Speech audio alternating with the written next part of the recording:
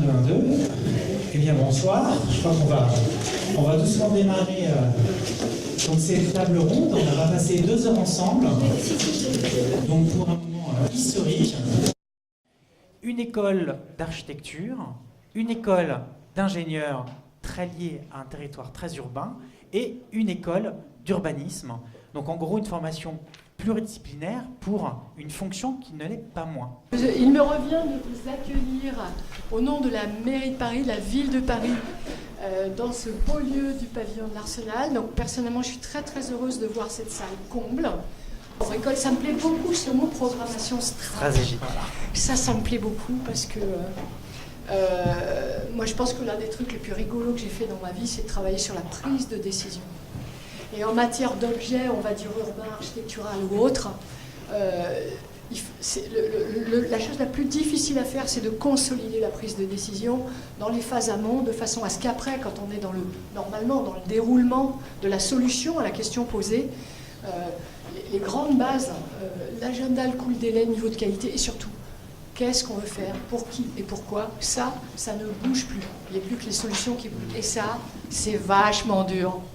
Merci beaucoup pour cette invitation à participer à cette introduction, l'introduction de cet événement sur cette formation qui est vraiment d'une très grande importance. Le constat que l'on fait, c'est que quand on parle de programmation à un certain nombre de collectivités, on a l'impression de parler de, je sais pas, de parler d'une autre langue, en tout cas qu'on est dans un autre monde et qu'on ne parle pas de la même chose. Donc c'est le constat. Aujourd'hui, beaucoup d'opérations se font sans qu'il y ait eu une véritable programmation. 500 écoquartiers en France, tous ne sont pas au même avancement, mais il y a des projets qui sont sortis de terre et qui est donné à cette démarche écoquartier, c'est de devenir le standard de l'aménagement. Cette démarche écoquartier se fonde sur 4 dimensions et la première dimension, c'est démarche et processus. La première question que l'on pose à une collectivité qui souhaite s'engager dans une démarche d'écoquartier, c'est est-ce que vous avez une démarche de programmation et quelles sont les études liées à la programmation dont sont issus le projet d'écoquartier. Et alors concrètement, donc on a fait des analyses, on a des enseignements sur les écoquartiers. Ce qu'il en ressort, les enseignements qu'on en tire, c'est que les écoquartiers qui ont abouti sont des écoquartiers qui se sont toujours fondés sur des programmations fines et des programmations vivantes. C'est ça le fondement de la démarche écoquartier. Nous, on a développé avec Ville Ouverte une pratique de l'urbanisme qui laisse une place très importante au dialogue avec les habitants sous toutes ses formes et la concertation sous la forme de réunions en études, mais pas seulement. C'était vraiment notre objectif quand on a créé cette entreprise il y a 14 ans, d'essayer de réconcilier des visions très antagonistes, celle du monde professionnel qui a un discours sur l'urbanisme et celle des habitants qui ont un discours sur les urbanistes qui n'est pas forcément celui que nous pourrions espérer.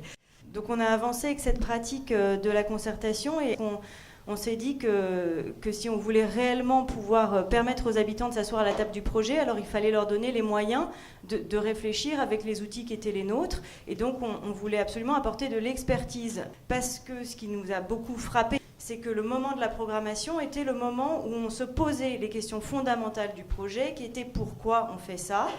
Pourquoi, de toute manière, faut-il un projet ? Est-ce qu'on ne pourrait pas vivre sans projet, finalement ? C'est une question que beaucoup d'habitants se posent et qui est souvent mal comprise quand elle est exprimée. Et puis, pour qui on fait ce projet ?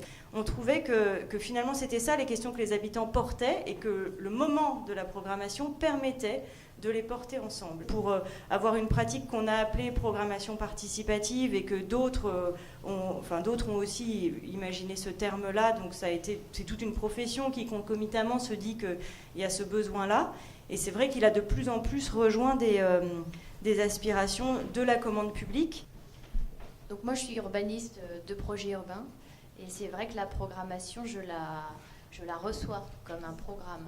Je constate, enfin mon constat, c'est qu'il y a effectivement trois échelles de programmation, je dirais. La première, et 3 temps, quelque part. La première qui serait plutôt que j'appellerais une programmation d'ambition ou de vision, qui est préalable. C'est vrai que dans la plupart des collectivités, moi j'ai eu un projet, un seul, à Lille, sur lequel, et pourtant j'en ai fait beaucoup des projets urbains, y compris avant d'avoir ma propre entreprise, sur lequel on avait un réel programme, une réelle vision de pourquoi et pour qui. Donc c'est tout à fait... Et dans quel contexte on fait ce projet urbain? Où en fait le temps de la programmation de pourquoi et pour qui, dans quel contexte on fait ce projet urbain, a pris 1 an à 1 an et demi de discussion entre les élus. Il y a eu des concertations citoyennes aussi sur le programme. Et c'était pas juste... Nous, souvent, on nous dit, voilà, on fait le projet urbain. Alors on dit, pourquoi? Parce qu'il faut relier, parce qu'il faut renouveler, parce qu'il faut densifier, mais tout ça, c'est hyper factuel. C'est déjà du physique. Et il n'y a pas dedans, mais pour qui? Pourquoi? On continue, on essaye d'approfondir. Et c'est vrai que nous...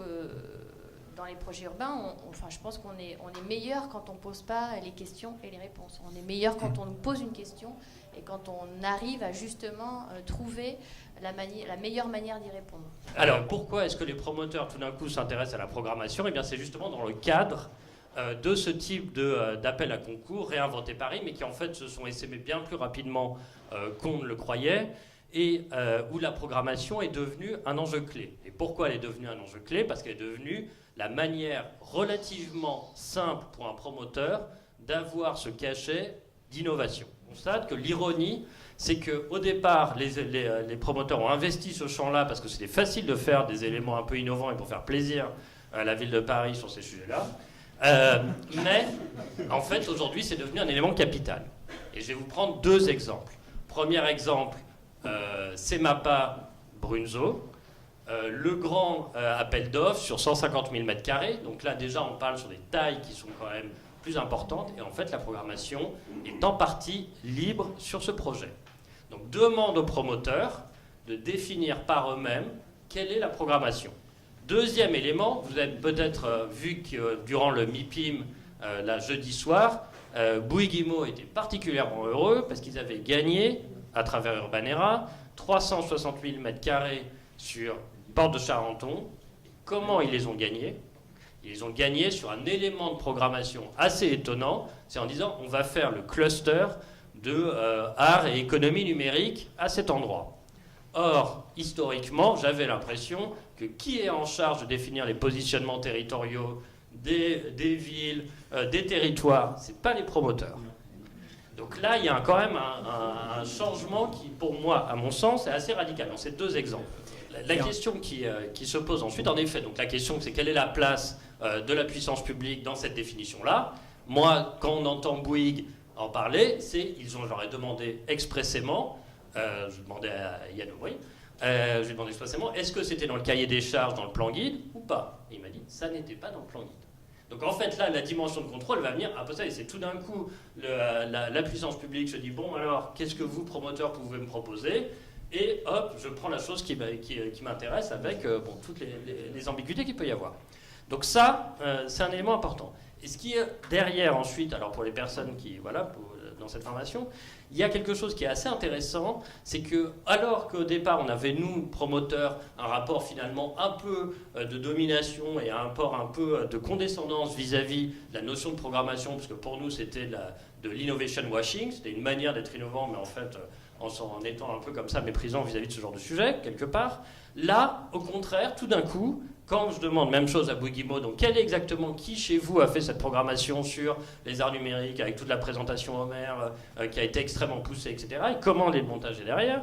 Le montage, il est 10 000 m² donnés quasiment gratuitement à un acteur, qui est un acteur qui fait, en gros, qui est à la fois, en gros, programmiste, plus qui fait l'appel d'offres, en fait, ou participe à la définition stratégique de l'appel d'offres pour le compte de Bouygues, et qui est du coup investisseur exploitant. Et là, tout d'un coup, qu'est-ce qu'ils vous disent? On a un modèle économique tellement puissant là-dessus, dans la définition de la programmation qui fait gagner les promoteurs sur les grands appels d'offres de la nouvelle génération, qu'on a levé 100 millions d'euros pour faire de la foncière sur cette base. On a le plaisir d'accueillir des étudiants en master, voire post-master, en stage un peu long, qui viennent de vos écoles, enfin de l'EIVP, d'écoles d'architecture ou des écoles d'urbanisme.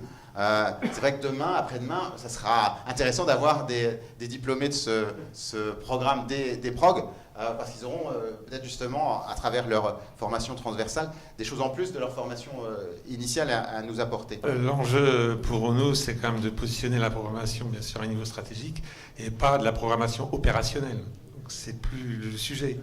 Donc je pense que c'est une autre manière de voir notre métier.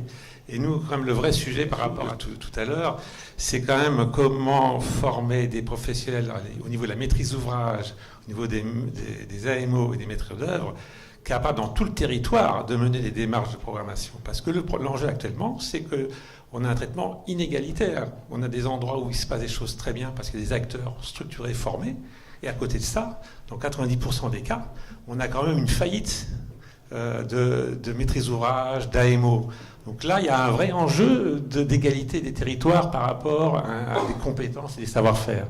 Une formation qui est diplômante, elle va remplir en fait une sorte de manque qui n'est pas du tout bon si on se place du point de vue de l'intérêt public, justement, puisque aujourd'hui, il y a des formations quand même continues qui existent. Mais en formation diplômante, en fait, c'est le seul acteur, quand on prend le système tripartite qui forme exactement toute la sphère quand même de la construction. Si on prend donc la maîtrise d'ouvrage, la maîtrise d'œuvre et les entreprises, c'est le seul acteur qui n'a pas de formation diplômante. C'est une formation post-master. Donc ça, c'est aussi extrêmement important, c'est-à-dire qu'on s'adresse à des gens qui ont déjà une solide formation professionnelle dans le champ de l'urbanisme, de l'ingénierie et de l'architecture. Ces gens-là sont amenés, leur vocation, c'est de travailler ensemble. Donc je pense que ça va être très important, et je crois vraiment que c'est le cas des contenus pédagogiques, de mettre en relation ces différents champs sans pour autant en fait anéantir leurs différences qui existent et qui sont très saines, très importantes pour le niveau d'expertise. Pour tous les acteurs,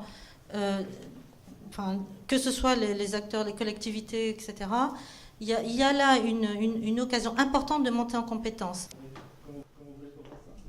Donc c'est ça le moment historique. Donc sortez les appareils photo, appelez vos familles.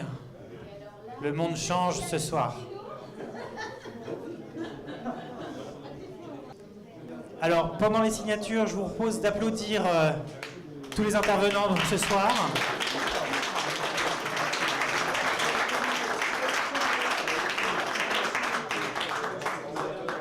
On peut aussi, en forme d'applaudissement, remercier à la fois les organisateurs.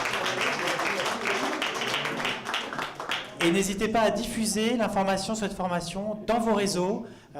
Et puis, inscrivez-vous pour ceux qui sont intéressés.